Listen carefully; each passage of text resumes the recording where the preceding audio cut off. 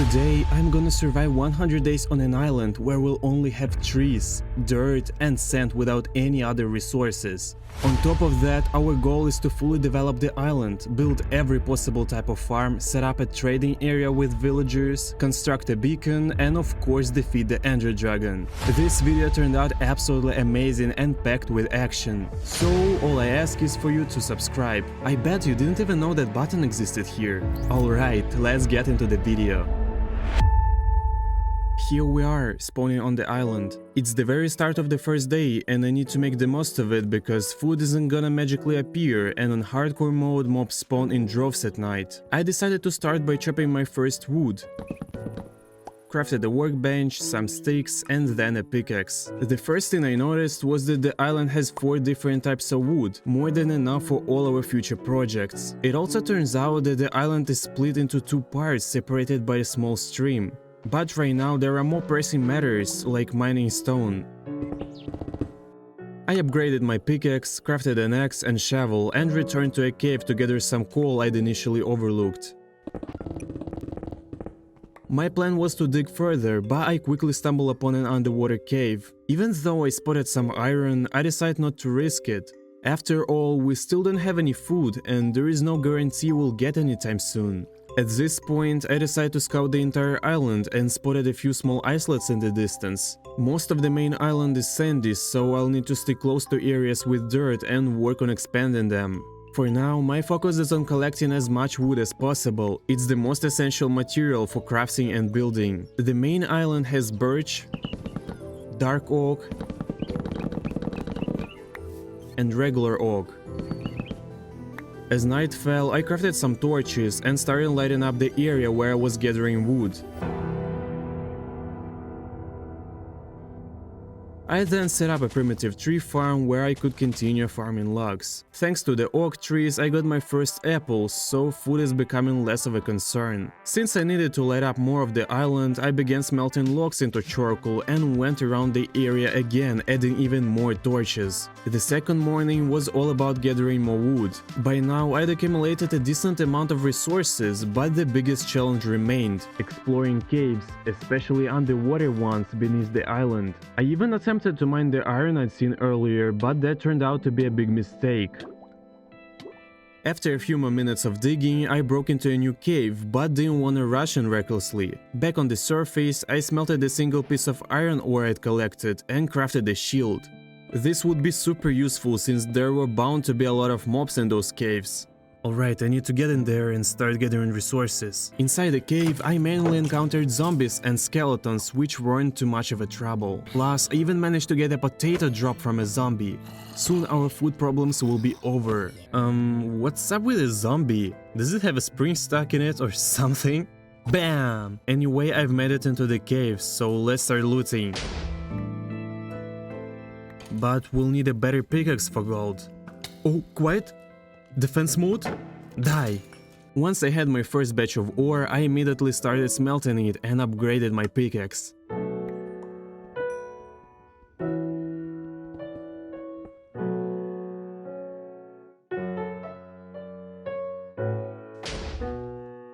By the way, one of my long-term goals is to fully greenify the island, and I'll need to bring in more dirt for that. Mining will be a great source since these caves generate large clusters of materials and they're not that rare here. Go away! One heart left! Run! At this point I had enough resources from the caves, so I headed back to the surface. I crafted a hoe, a bucket and started setting up a small farm to grow potatoes. In just a few days we'll have plenty of food and won't need to worry about hunger anymore. Now that we've accumulated a decent amount of dirt, I decided to start greening up the island bit by bit. We'll gradually expand our territory and keep chopping wood.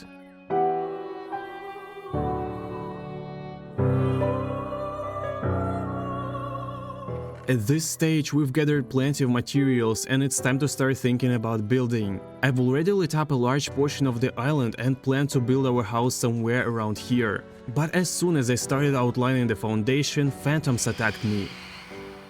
That's when I realized I hadn't slept for several nights and I still don't have a bed. Honestly, it's even unlikely I'll get one anytime soon. On day 6, I continued building the walls of the first floor and decided to craft a full set of iron armor since I've been wandering around completely unprotected this whole time. After that, I crafted a few shovels and headed to the mine.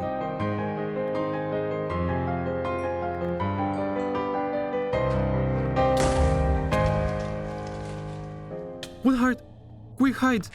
Block it off! Ooh! After that intense moment, I decided to head back to the surface, continue building the house, and start harvesting potatoes which were finally sprouting. At long last, we have a stable food source. But the phantom still wouldn't leave me alone, forcing me to spend another night hiding under trees. On day 8, I continued working on the house, and by midday had outlined the first floor. But as soon as I started laying the flooring, another swarm of phantoms came at me. These things are driving me crazy. The next morning, I finished the floor and went to gather more wood. We're gonna need a lot more oak and soon some birch too. Later in the day, I decided to visit our second mini island. Turns out there are animals here: sheep, pigs, and even chicken. The island has also plenty of spruce wood, which I think will come in handy for future builds. For now, I decided just to gather some sugarcane and bring it back to grow on the main island since we'll definitely need it later. Next, I returned to the mine as my resources were running low, primarily stone and dirt. While I was there, I also gathered some decorative blocks for building. Back on the surface, I finished constructing the first floor just in time as yet another wave of phantoms swooped in. Day 11. I started building the second floor and planning the roof. My initial step was outlining the structure and deciding what materials to use for the build. Since we have spruce trees, I headed to the second island to collect some. This took a while and I only finished gathering resources by evening. Since I had plenty of torches with me, I decided to light up the whole area, creating a safe zone. Using the saplings I collected, I planted a giant spruce tree near our base. I'm sure it'll come in handy later. Building the roof took quite a while and I only managed to finish it by the end of day 12. All that's left now is to add birch walls, which look really nice, and smell some sand for glass. Look at them, they've completely lost their fear. You've probably figured out by now that I'm a total idiot, but don't tell anyone. We've had sheep on the second island this whole time, and here was suffering because of these flying pests. Not sure if the wool from these two sheep will be enough since they're different colors. Oh wait, we've got 3 pieces from one. Amazing! I crafted a bat and placed it on the first floor for convenience. By the way, the glass had finished melting, so I installed the windows and the house was complete. I think it turned out great. This is our first build on the island and I can't even imagine how I'll manage to cover the whole place with structures in just 100 days. With the house finished, I began transferring resources from our storage and organizing them in chests. I harvested the sugarcane and decided to start reshaping the shoreline where it's growing. While digging up sand, I even found a buried treasure. I don't know how rare it is, but it actually happened. There were a lot of resources in the chest too. Our potatoes were fully grown by then. I roasted half of them for food and used the rest to enlarge the farm. I also used some of the dirt we've accumulated and expanded our farmland.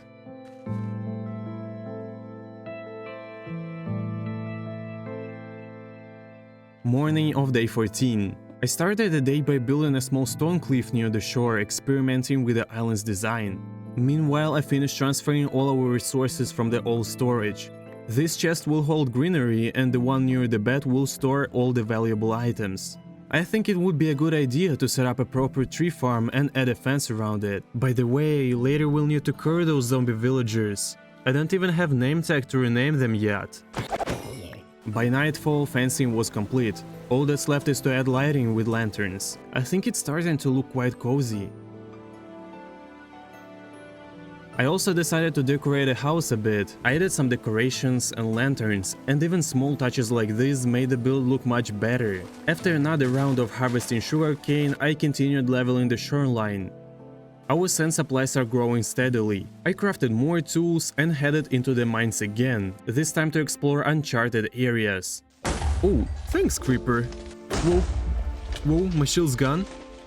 Chill out, skeleton! Now I'm smelting iron to craft a new shield. Then it's back to farming resources: dirt, gravel, coal, ores, and of course diamonds.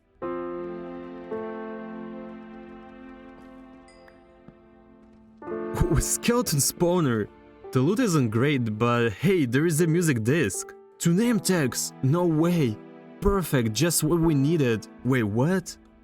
I explored the second caves for like 2 minutes and found another skeleton spawner. But the loot here isn't much better. At least I found a book with infinity and golden apple. I crafted a diamond pickaxe and finally enough started using it to mine more diamonds.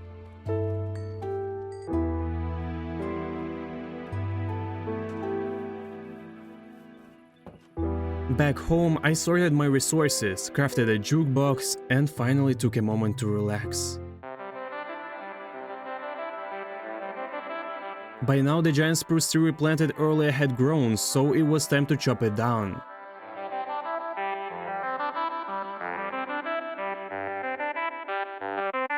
Next on my to-do list was upgrading our farm. I wanted to add fencing, expand the planting area and of course include some lighting. I planted more potatoes and even began laying down simple pathways to make the place feel cozier. Our island is starting to take shape, but I plan to keep expanding. That's why I've been mining so much dirt. Oh wow, a carrot!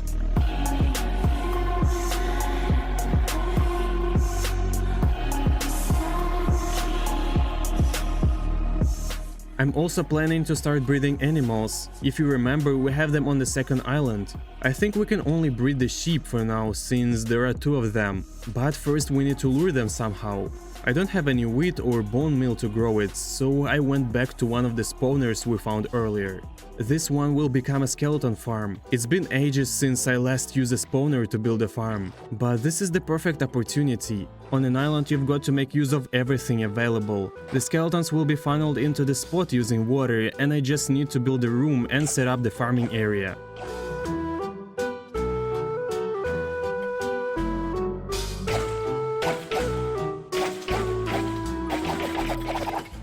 While I was waiting, I even built a proper staircase and spruced up the farm area. Then I decided to dig deeper since I wanted to gather some obsidian, and stumbled upon a cave. Whoa, more diamonds! Wait, what? Another vein? What is this? Is it normal to find this many diamonds in one spot? For now, I decided to leave the ores untouched. I'll come back later once I'll have fortune enchanted pickaxe. Meanwhile, I found a lava lake nearby and decided to farm the obsidian I needed. From the bows I collected, I crafted a decent weapon to use for the foreseeable future and made my way back to the surface. I was planning to craft an enchantment table, but then remembered we don't have any books or even leather to make them. Thankfully, we still had some bones, so I decided to work on something I had planned earlier, an animal farm. Feeling quite wealthy at this point, I crafted a diamond axe, cleared some space and began outlining the future pen. While doing this, I spotted a wandering trader on the island. He was selling some sort of pod, but since I had no emeralds... My plan was to divide the farm into 2 pens. Besides sheep, we might add someone else here later. For now it's just a framework with no roof. Of course I'll add some lanterns too. By the way, I managed to gather some leather from those annoying llamas. And this means we can finally craft a few books and with that an enchantment table. I placed it on the second floor of our house. For now it only enchants at level 1, but I went ahead and upgraded my pickaxe with efficiency 1 and axe since we still have a lot of digging ahead. With plenty of bone meal left, I decided to spruce up the island a bit. The next morning, I went to lure some sheep. Well, one was way too slow, so the first animal in the pen turned out to be a pig. Later, I used leads to bring the sheep over as well. I plan to breed them as much as possible because we'll need plenty of wool in the future. As for the other animals, all that's left on the island is one lone chicken. For now, sheep are only ones we can breed. I remembered we'd already mined quite a bit of obsidian earlier. Since we'll need lots of resources from the nether soon, I chose a nice hill, built the portal, and lit it up. Time to explore new territories. I spawned in a crimson forest biome. After a quick look around, I spotted a bastion nearby. But before heading there, I mined some gold to craft boots. Let's be honest, piglins here are dangerous enough to wreck you if you're not careful. So let's wreck them instead. The first chest I found contained a netherite scrap. The second, some gold carrots, and the third, another netherite scrap. Cautiously, I made my way to the second half of the bastion. The area was more spacious, but definitely no less dangerous.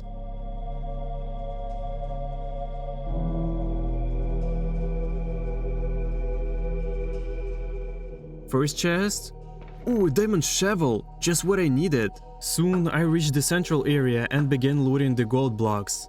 With each level I cleared, the number of piglins seemed to decrease. Another chest with golden carrots, and finally we're in the center, starting with gold and the chest. Wow, no way, a smithing template, a diamond sword with looting 3, and a chest plate with protection 3, plus boots. This is insane. Wait, where did the skeleton come from? Were they raining down on me? I crafted a gold helmet and equipped my gear. Honestly, I didn't expect to get this decked out from just one bastion. Since I already had plenty of gold, I stuck around to trade with piglins, hoping for some ender pearls. However, I did stock up on leather, fire resistance potions, and arrows, all of which will definitely come in handy later. Alright, time to head home. Once home, I sorted my resources, harvested some sugarcane, and crafted as many books as I could. I turned them into bookshelves, finally upgrading our enchantment table. I was originally planning to enchant a pickaxe, but ended up enchanting a bow instead, giving it infinity and power 3. I'm still unsure if I'll keep the portal where it is. It doesn't quite fit the vibe. What I do know is that it's time to keep greening up the island, and as usual we're low on dirt. I enchanted a shovel with efficiency 2 and remembered that a large part of the island's underside is made of dirt, so I started gathering it from there. With the dirt I began landscaping and expanding the greenery. There is still a lot of work to do, but I also decided to continue the stone cliff project. I think it could turn into something really cool in the future.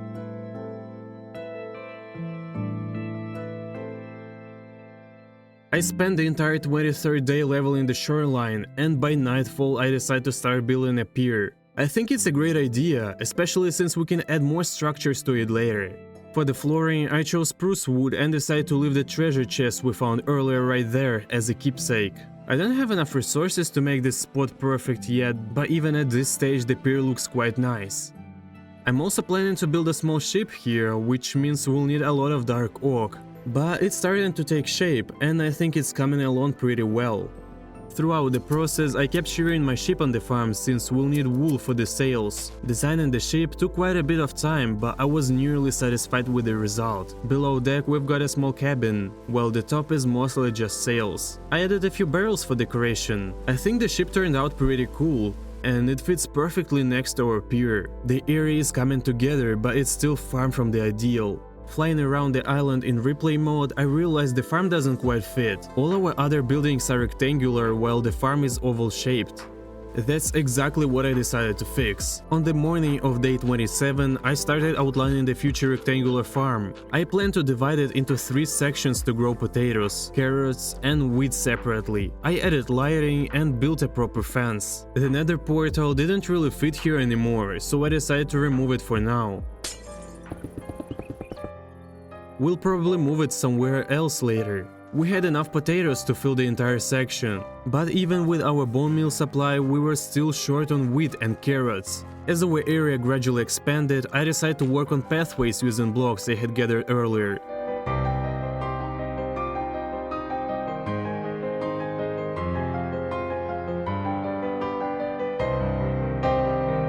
I moved the portal closer to Animal Farm for now.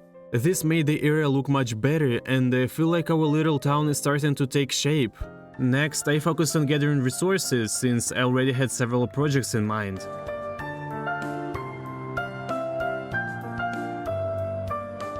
On the surface, I kept planting spruce trees and began preparing materials for my next project, a mob farm. I started outlining its structure, aiming to match the style to my other builds. I set up a platform where mobs would be funneled toward the collection point. Everything was ready to start adding water. Oh no.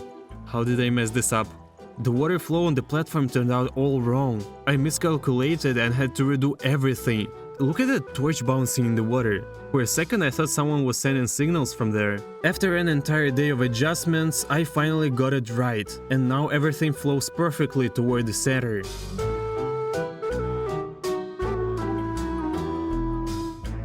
For the mob farm, I needed a lot of dispensers and observers. I started by building the timer mechanism, but my pickaxe broke almost immediately. Earlier, I had enchanted a pickaxe. I had the option of Fortune 2 on the table, but I chose efficiency instead, since speed is more important at this time. The timer mechanism required water and carefully placed pressure plates. Essentially, a boat will move in a loop, activating the plates and triggering the dispensers. Around the central dispenser, we'll have the spawning platform for mobs. The water release system works by chaining signals. One dispenser activates, an observer detects it, and the signal passes to the next dispenser. This cycle can repeat endlessly.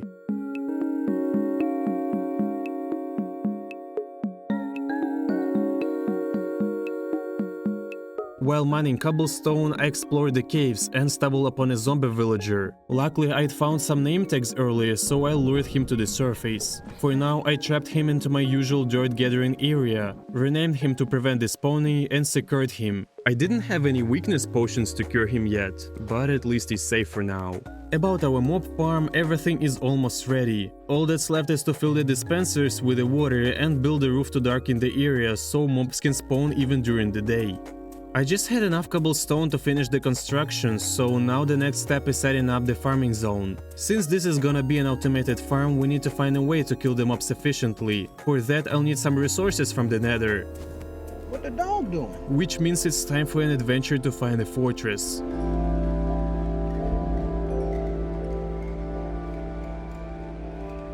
It didn't take me long to get here, and my main target was blazes.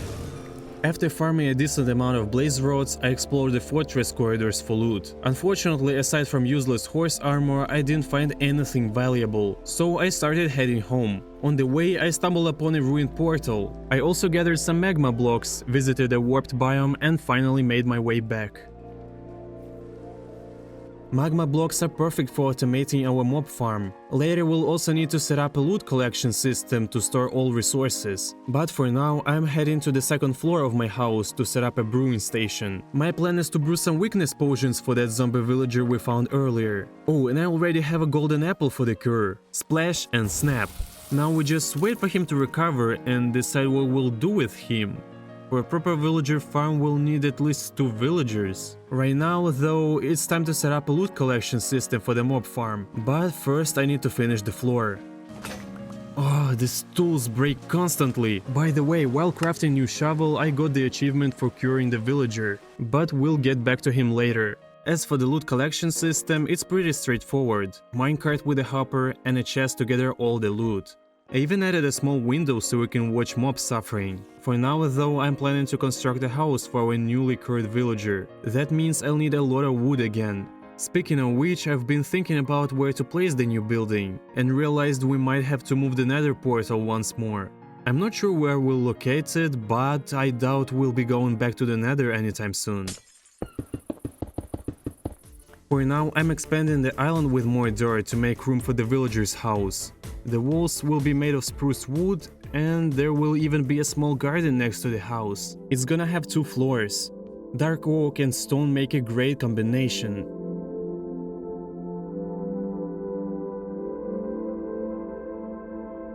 Now it's time to decorate the second floor. Oak log walls, windows, lighting, and it's done. I think I need to plant some potatoes in the garden, hang up some lanterns for decoration, and we're good to go.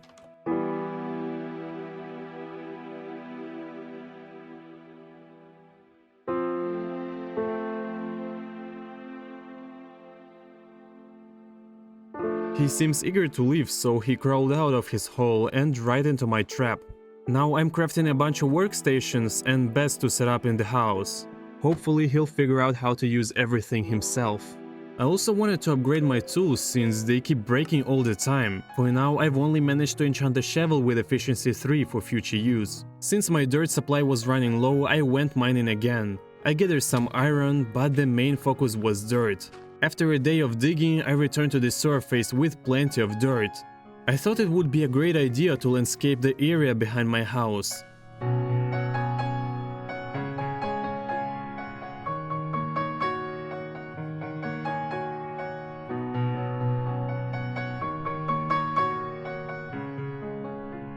While watching my world from the secret camera, I noticed that our villager had escaped. Seriously, dude? You've got some nerve. This is insane, chasing him down is such a hassle. I hope I can get him back to safety without too much trouble. That's it, you're grounded.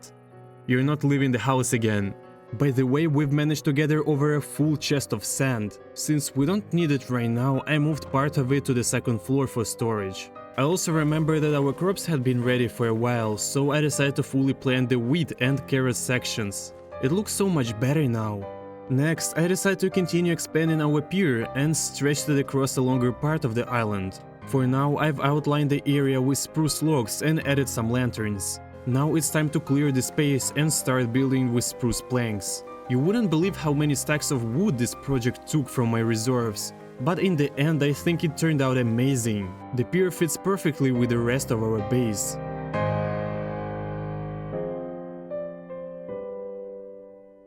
Speaking of tools, remember the shovel we crafted and enchanted not long ago? Well... So I enchanted a new one with efficiency 3 and silk touch, and then got back to expanding the island with dirt. To accelerate progress on the island, I decided to put our old shovel to good use, combining it with a new one upgraded to efficiency 4. I think it's time to tackle some large-scale landscaping on the island. Along with dirt, I'll use leaves and bone meal to grow trees, and of course I won't forget the lighting. Day by day the island is transforming. Every tree planted and every block placed brings it closer to a cohesive vision. Finally, I gathered enough leather to craft the last few bookshelves, allowing me to fully upgrade the enchantment table to level 30. It feels like a significant milestone, but my dwelling supplies remind me that the grind never really ends. With that in mind, I ventured back into the caves. This time my focus was on gathering decorative resources like moss for later projects as well as dirt to assist with landscaping. As I descended below Y level 0, something unexpected stopped me in my tracks. Wait, is this new 1.21 dungeon? Trial chambers? No way. Recognizing the opportunity, I smelted some iron and crafted fresh armor, specifically helmet and pants, as those tend to take the most wear and tear. Feeling slightly more equipped, I took my first cautious steps into the mysterious structure. The atmosphere inside was both eerie and exciting. At first, the zombies didn't seem too challenging, and I even found a potion of regeneration early on. Whoa, what's that? At first I thought it was some kind of monster, but it turns out to be a breeze. Now these skeletons. Yeah, I don't like them at all. Oh, sweet! A new key! I also took a time to collect every lamp I could find. They are not just functional, they'll add a unique aesthetic to my builds back on the island. To avoid getting lost, I marked my path with torches as I ventured deeper into the sprawling dungeon. The chambers felt like never-ending maze. Each turn revealed new rooms, spawners, and pods filled with loot, sometimes even diamonds. At one point, I stumbled upon a mangrove tree growing inside the dungeon, which seemed odd but intriguing. Nearby, I found our first vault. Using one of the keys I'd collected, I unlocked it. The loot inside was underwhelming, so I decided to continue exploring and fighting. Some of the chests here have a chance of containing ender pearls, which will be incredibly useful down the line. The deeper I went, the more the challenges escalated. New rooms, tougher mobs, and increasingly intricate layouts kept me on my toes. I even encountered a chamber rumored to belong to the Vault King, though accessing it requires a special key I have yet to find.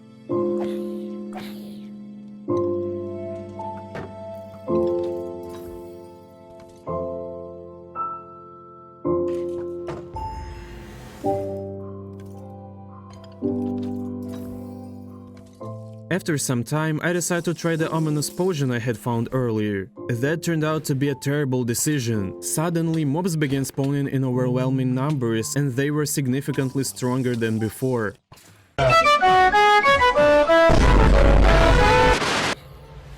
Oh no, please, 3 hearts left. What a drop. Oh my gosh,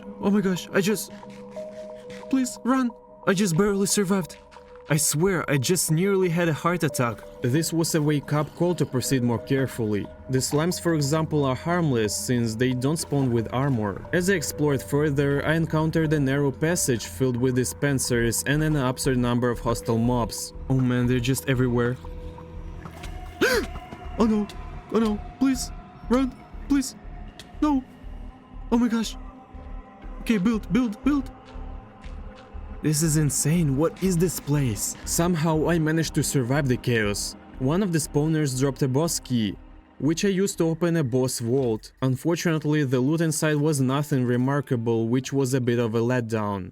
I'm sure there are still countless unexplored rooms in this massive dungeon, but I decided I'd have enough for now. We've seen plenty of action and I'm not about to risk everything by getting too greedy. It's time to head back to safety and regroup for the next challenge. Since I was eager to explore some lush caves, I ventured deep into one of the largest ones I could find. After some searching, I came across my first white axolotl.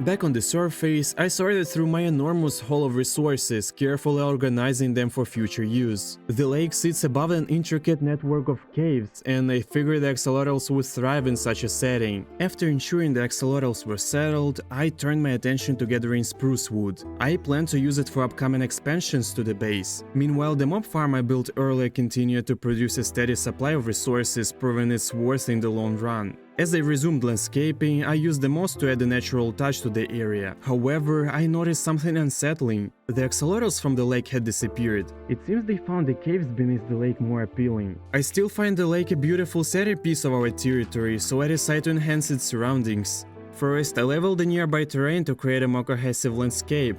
Around the lake, I set up a cozy relaxation area with a bench, trees, patches of grass, and thoughtful lighting. To top it off, I added a campfire to make the spot even more inviting. In the meantime, I focused on clearing and leveling more land, replacing sand with fresh soil. Each passing day brought noticeable progress, and it felt rewarding to see our base evolve into something extraordinary. The next morning, I started the day by enjoying the breathtaking ocean view from our pier. While there, I collected some kelp, envisioning a new project, a fully automated kelp farm. I started outlining the structure and assembling the materials needed. Although I had never built one before, I figured it would operate similarly to a sugarcane farm. I began by laying out the foundation, crafting pistons and observers, and placing them carefully along the edges. Redstone wiring was added to automate the collection process, and I constructed a collection system to funnel the harvested kelp into one central spot. For the roof, I went with a simple flat design, aiming for functionality over flair.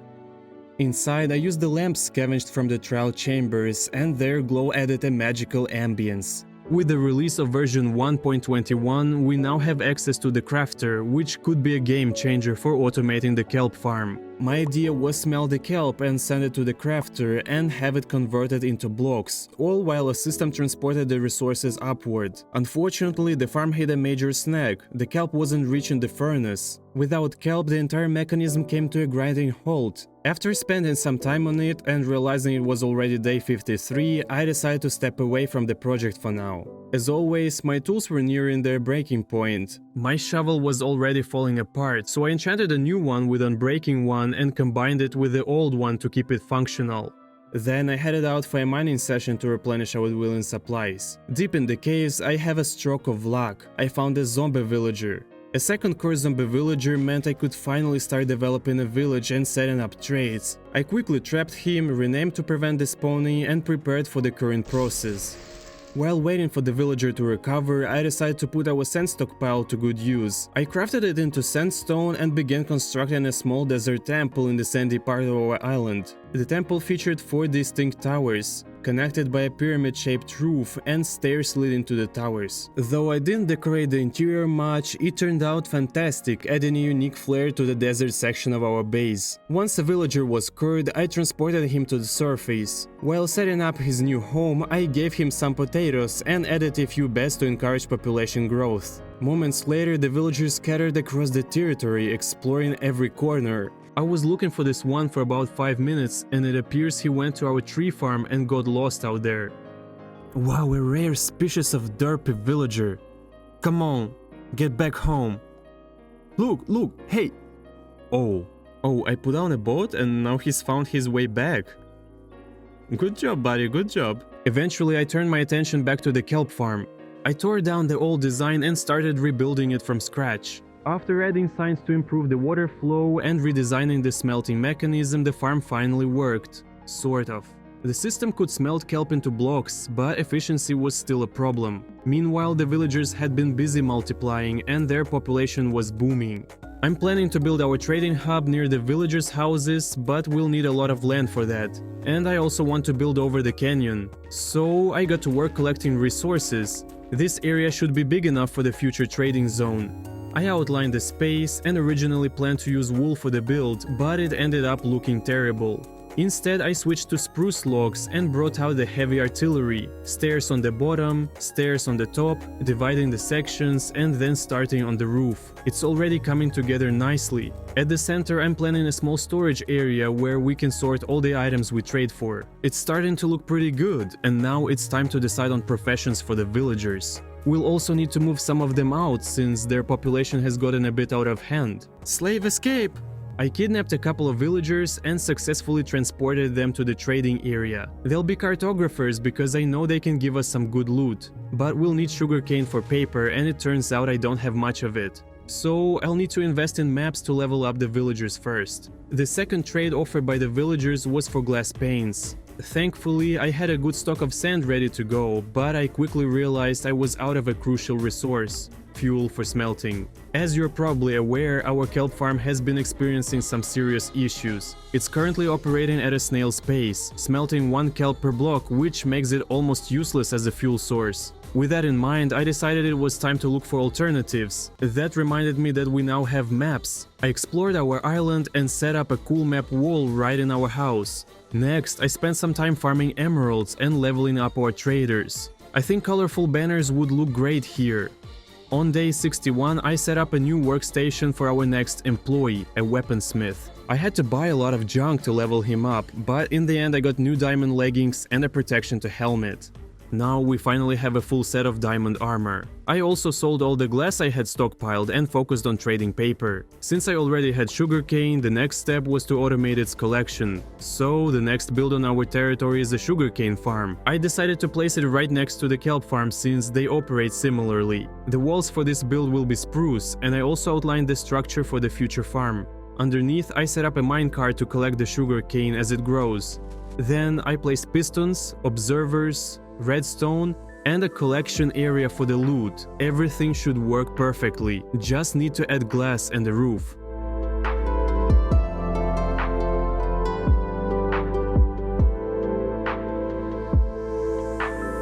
Inside I kept it simple with some torches for lighting, and for now that's enough. It's been a while since I worked on the pets around our island. With all the new structures popping up, I spent the entire 63rd day designing and improving the pathways.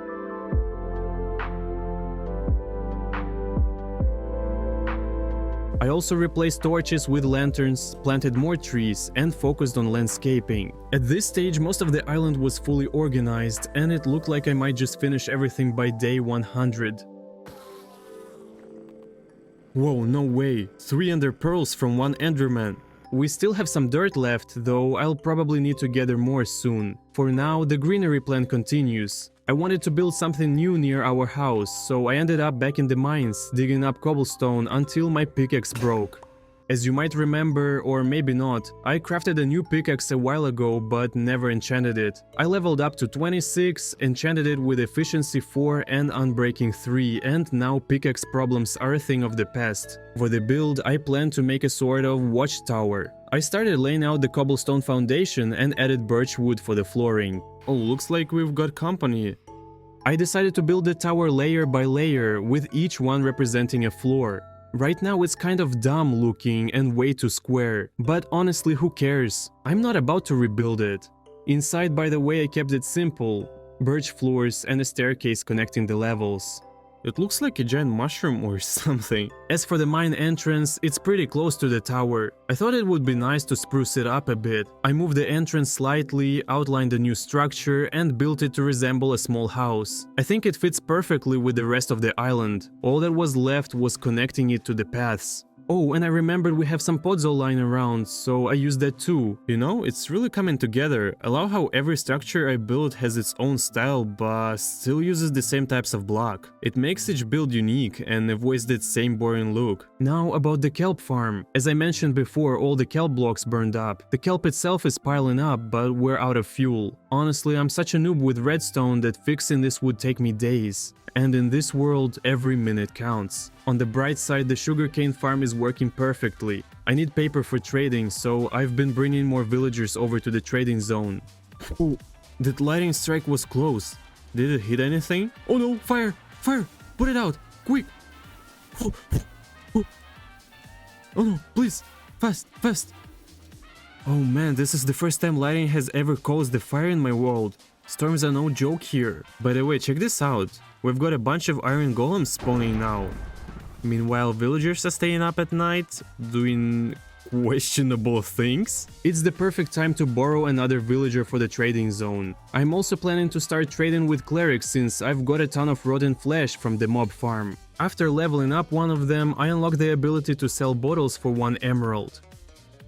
I ran out of glass, so I gathered all the sand I had, cranked up the furnaces and let it smelt for an hour at 180 degrees. Speaking of golems, there's been an increase in their numbers, so I figured it was time to put them to use. Behind the mob farm, there's still plenty of free space, which I decided to use for an iron farm. As promised earlier in the video, I plan to build a beacon and will need a lot of valuable blocks to power it. Iron is perfect for that. The first step was to wait until nighttime and lure a zombie into the area. During the day, I worked on adding 2 farmers to the trading zone. We've had potatoes, wheat and carrots growing on the island for a while now, and it's time to put them to use. By nightfall, I started looking for a zombie that could pick up items, ensuring it wouldn't despawn. On my 3rd attempt, one finally picked up some rotten flesh. All that was left was to lure it into the trap and lock it in. Is it just me or he looks suspicious about his whole setup?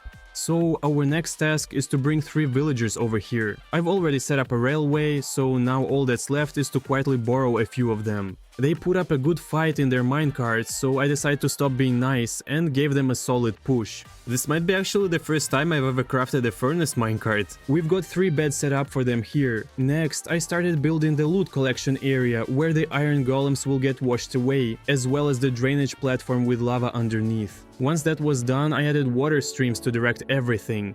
To prevent golems from spawning in unwanted areas, the easiest solution is to cover the ground with paths. Oh, and my shovel broke again. For the iron farm, I decided to decorate it with some slabs. Oh, by the way, I forgot to mention, activating the iron farm requires breaking this glass here. And it should be working now. Whoa, that was fast! The first golem already spawned. That's insane. And as you can see, it's working perfectly. To keep golems from spawning randomly, I divided the surrounding area into 4 sections and planted spruce trees in the middle. I think it turned out amazing. It looks super unique from a distance. Right now I'm back to working on paths, adding lighting, landscaping, and yet again digging for dirt.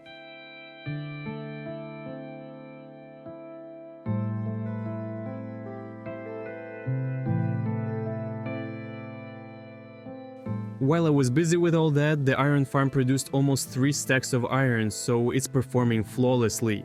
As for the new dirt-covered area, I decided to set up a wheat field. Food can run out at any moment, but a farm like this will always keep us supplied.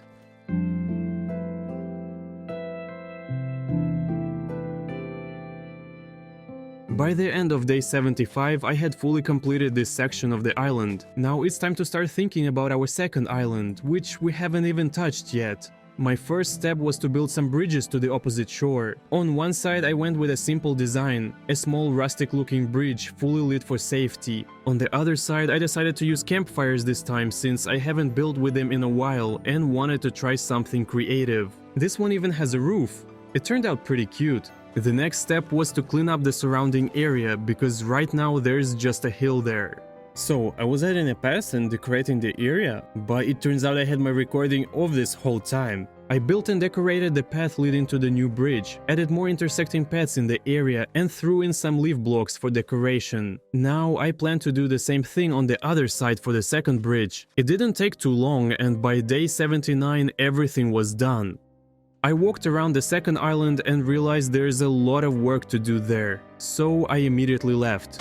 Why do today what you can put off until tomorrow? In the meantime, the iron farm is doing great, but I'm worried it won't produce enough for what I need. So I marked out a spot nearby for a second iron farm. Since it was nighttime and I needed a new zombie, I started removing as many torches as possible. There you are. Take it. And that. Oh wait. Oh no. Oh. Are you recording this? No. You little rascal. Just brutalized. By the end of the night, I managed to find one zombie that could pick up items. I secured him and started setting up the area for the new villagers. The loot collector, the golem drainage system, and clearing out the nearby space. Oh, and I planted some new spruce trees. Oh right, I forgot we still need to bring villagers over here. So time for another batch of workers. They'll be living here in style. We've already got a golem waiting, so let's not keep him suffering. Add the water and lava. Alright, we're sending in another villager. Looks like they're loving it here. And now unleash the Kraken. Everything looks symmetrical now, and I'm hoping the farm's efficiency will double. For now though, it's time to work on the beacon. To do that, we'll need to head to the Nether. Since I didn't have any cool ideas for the portal's design above ground, I decided to build it under my house, like a basement. I didn't dig out a huge area, just enough for now. If we need more space in the future, it'll be easy to expand. For decoration, I mostly used oak logs since I had a ton of them in storage. And for lighting, I used those fancy lanterns from the dungeon. The rest I decorated using spruce wood.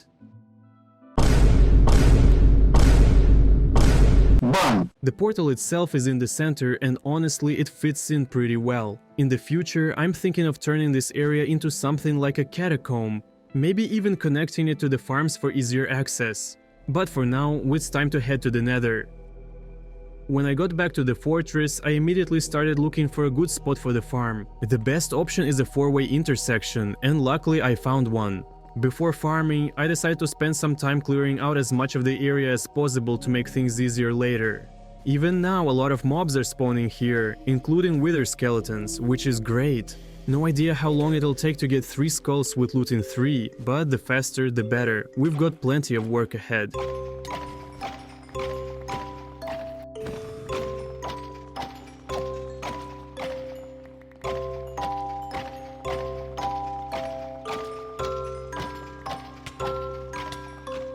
I thought it would take at least an hour, but instead it only took about 20 minutes and I had all 3 skulls back at base. On my way back I ran into a piglin and thought maybe I could trade for some pearls to stock up for the future. But no, this guy had nothing for me, so whether I liked it or not, I had to gather them the old-fashioned way.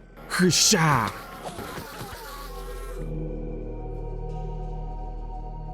Now we've got plenty of pearls. To repair my bow I pulled off a quick trick. I farmed my sheep since I needed better food, and then went to the mines where I usually collect cobblestone. This is where we're going to summon the Wither. You know, I just realized my gear is absolute garbage, and I'm not even remotely prepared for this. Turns out I was absolutely right. As soon as the Wither spawned, my health started dropping fast, and I completely panicked. If this doesn't work, I'm done for. Please, I just need to build up. Just need to build up. Please, just run, jump. 1 HP, 1 HP. Just regenerate, please. Oh my god. Oh no, we're alive. We're actually alive. I've never been this scared in my life. This is insane. Now I just have to hope the Wither doesn't somehow make its way to my base, or it's game over for me. To prepare properly, I enchanted a new chest plate with Unbreaking 2 and boots with Protection 1. Then combined the chest plate with my old one. Since I was out of diamonds, that was as good as it was going to get for now. Using my brewing stand, I made some Strength 2 potions. To be extra safe, I headed back to the Nether to hunt a ghast. Wait, can they really drop 2 tiers at once? While I was there, I also collected some gold since I could use it to craft golden apples. With the ghast tiers, I brewed additional regeneration potions. With this setup, it should be hard to mess up the fight. The only thing left is to find the Wither because apparently it wandered off somewhere. There it is. Drink the strength potion and now let's try to hit it. It noticed us. It noticed the resistance.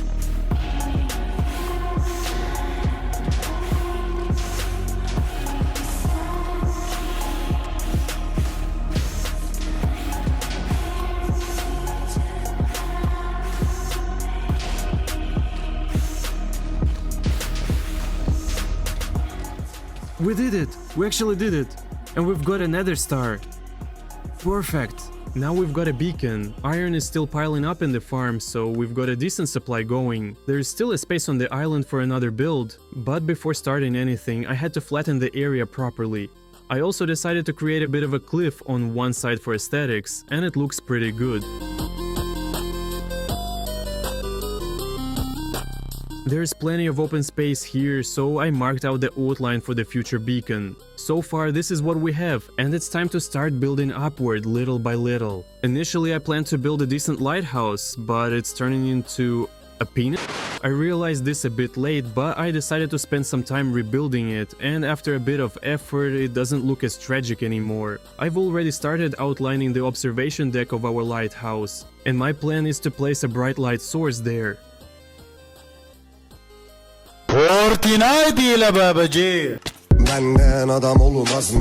Anyway, I went to the nether to gather some glowstone, crafted a bunch of lamps, and realized we still don't have a staircase to our lighthouse. So, for now, I made a temporary one. Get out of here! Wow, that was quite a fall. Yeah, I already ran out of redstone.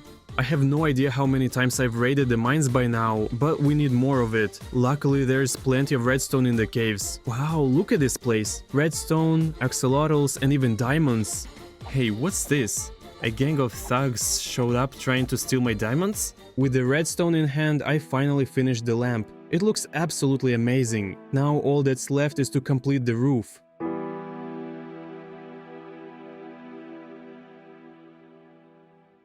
At the very center of the lighthouse, I plan to place a beacon. Fortunately, our iron farm has produced enough materials, so I crafted the blocks, set them up,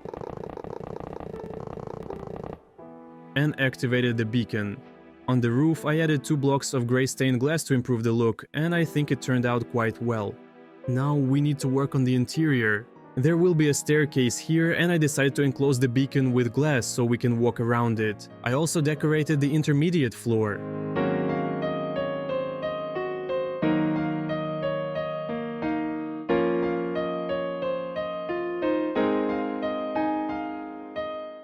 And as always, it's time to add pads around the new build and make everything as green and cozy as possible. I even planted new trees, and now the main island feels complete. I noticed the desert section of the island felt a bit empty, so I decided to add another pyramid there. It fits in perfectly, and now I can confidently say the main island is fully finished.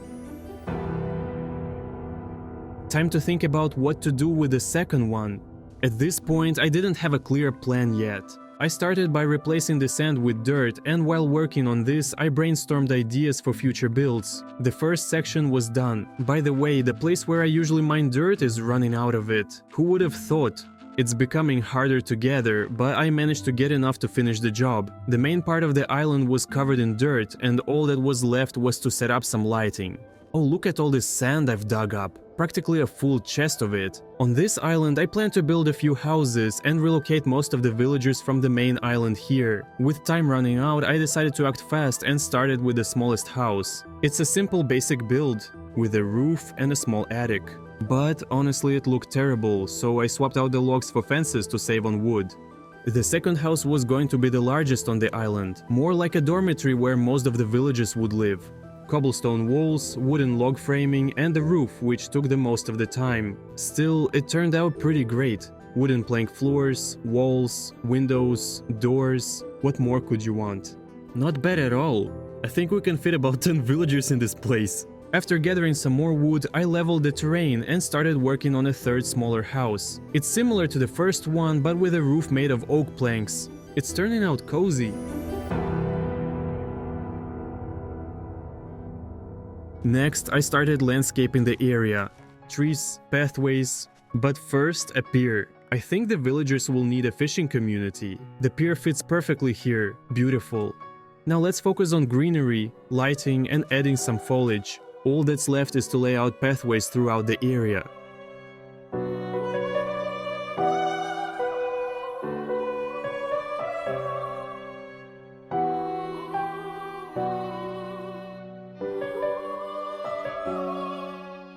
Day 98. The island's makeover is complete. It just needs a few final touches to prepare it for the new villagers. Beds, workstations, small farms, and some campfires. The tricky part was transporting all the villagers here. I decided to use the simplest solution, a hidden underground rail system leading to the new island. On the other side, I connected it to the villager's house. And so, the great relocation operation began. I had already moved most of them over when they seemed to notice something was up and gathered in a circle. But they didn't have much choice. With nearly all of them transferred, just a couple remained behind. The most important thing is that the majority are now on the new island, ready to continue their lives here. They seem happy. I finally accomplished the main goal of this survival project, to fully develop our territory, and I'd say it was a 100% success.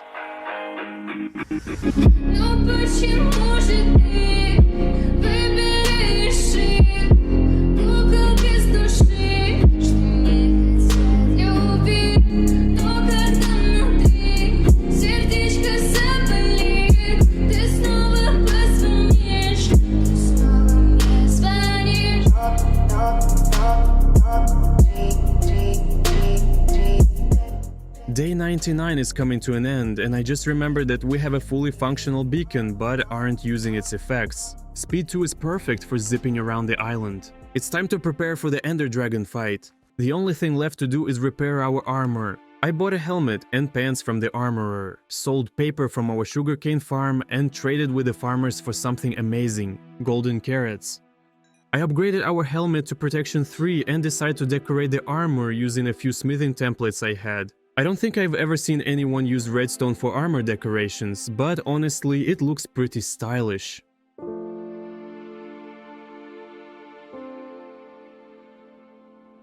Now all that's left is to kill the dragon, and we've only got one day left. We've spent all this time building and upgrading the island, but there's still so much unexplored territory out there. For those of you who want to try surviving on a similar island, I'll leave the seed in the description. Now it's time to find the portal.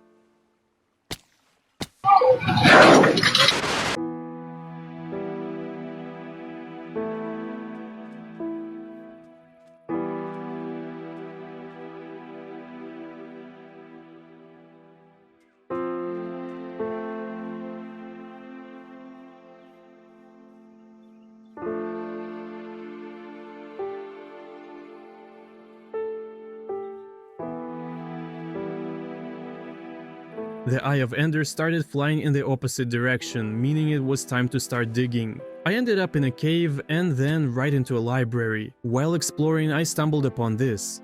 Wait, what? How did I even get here? When did I go from the stronghold to this dungeon? This is insane. I managed to get a key from one of the spawners and opened a vault, but a zombie interrupted me, and of course there was nothing good inside. It was time to get back on track and find the portal. Since I forgot to bring a bucket, I quickly smelted some iron and made one. I've got a few questions here. Have you ever seen 3 different dungeons intersect like this? This is insane. On the way to the portal, I found a golden apple, and finally I was there. Wow, there are already 4 eyes in place. Not bad at all. The moment we've all been waiting for. 1, 2, 3. Oh, this is such a beauty. Someone's about to have a bad day. Any guesses who?